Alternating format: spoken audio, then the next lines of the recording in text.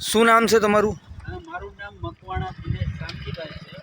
જે અત્યારે સ્થળ ઉપર ઊભો છો એ અમારી હૈયારી માલિકીની જમીન છે, ખેતીની જમીન છે, જેની અંદર પવન ચક્કીવાળા કોઈ પણ પ્રકારની પૂર્વ મંજૂરી વગર અમારી ખેતીની જમીનમાંથી રસ્તો કાઢવા માટે બળજબરીપૂર્વક કામ કરી રહ્યા છે. જેને અમે લેખિતમાં મામલતદાર, પ્રાંતશ્રી, કલેક્ટરશ્રી બધાને રજૂઆત આપેલી છે.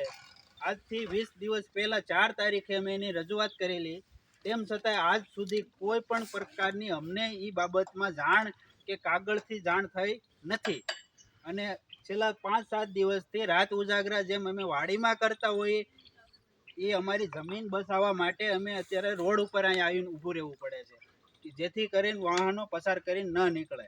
તેમ છતાંય ગઈ રાત્રિનો બનાવ એવો બન્યો છે કે પવન ચક્કીનું જે પાછળ મોટું દેખાઈ રહ્યું છે, પવન ચક્કીનો થાંભલો, એ વાહનો પસાર કરવા માટે અહીંયાથી અમારે જે આ જમીનમાં આવેલો છે પોલ,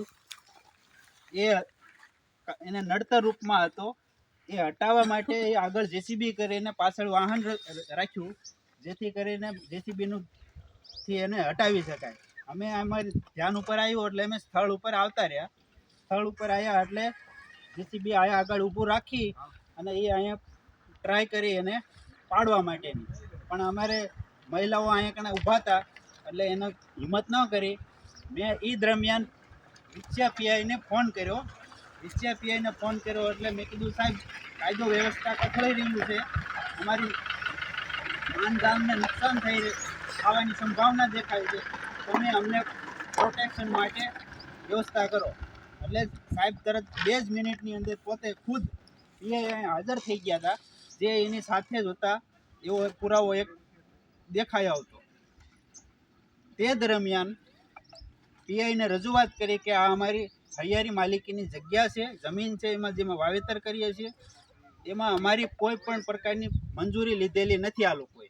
તેમ છતાંય દાદાગીરી કરી અને વાહનો પસાર કરવા માટે મથી રહ્યા છે અને ત્યાં સુધીની ધમકીઓ દે છે કે જો તમે આમાં અડચણરૂપ થશો તો વાહનો માથે ચડાવી દેશું અને કાં હાથ પગ તમારા ભાંગી નાખશું. અમે તો લેખિતમાં પણ એસપી સુધી આપેલું છે બધી રજૂઆતો અમારી, પણ તેમ છતાંય કોઈ પણ આ બાબતમાં અમને કોઈ પ્રશાસનિક માહિતી નથી એવી મળી કે અમને પ્રોટેક્શન મળી શકે. અને